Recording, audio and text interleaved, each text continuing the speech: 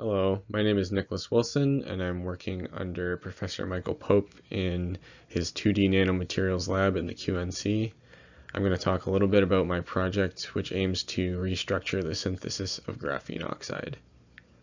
Graphene and its derivatives have received a lot of attention from the research community recently, so I think they need little introduction.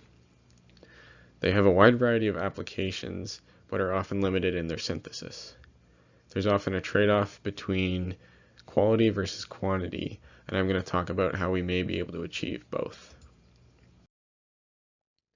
The general steps of graphene oxide synthesis starts with the intercalation of sulfuric acid into graphite. This opens up the interlayer spacing of the graphene sheets within the graphite and allows permanganate ions to oxidize the individual sheets of graphene. The graphite oxide can then be exfoliated by dispersing it in water, and the graphene oxide can be isolated through subsequent washings and centrifugation. This finished product can then be directly applied or further functionalized or reduced into graphene.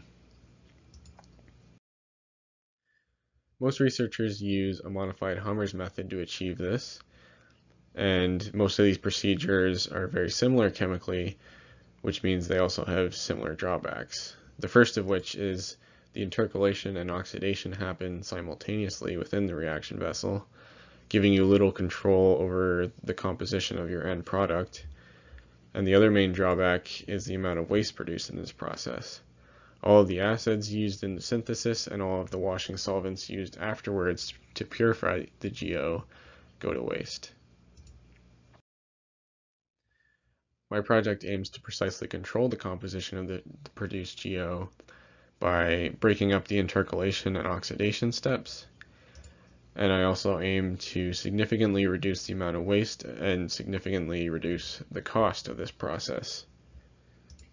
I'll do so by first intercalating graphite with sulfuric acid, filtering that graphite, and then using the vapor from a liquid oxidizer to oxidize that graphite. So here you can see on the left I have a liquid oxidizer with nitrogen flowing over it, which carries the vapor, which will oxidize the graphite in the reaction vessel on the right. And then in between reactions, you can just simply swap out the graphite and reuse the acid solution. And the graphite oxide at the end will need minimal washing. This should bring graphene oxide one step closer to being used in more mainstream applications. Thank you.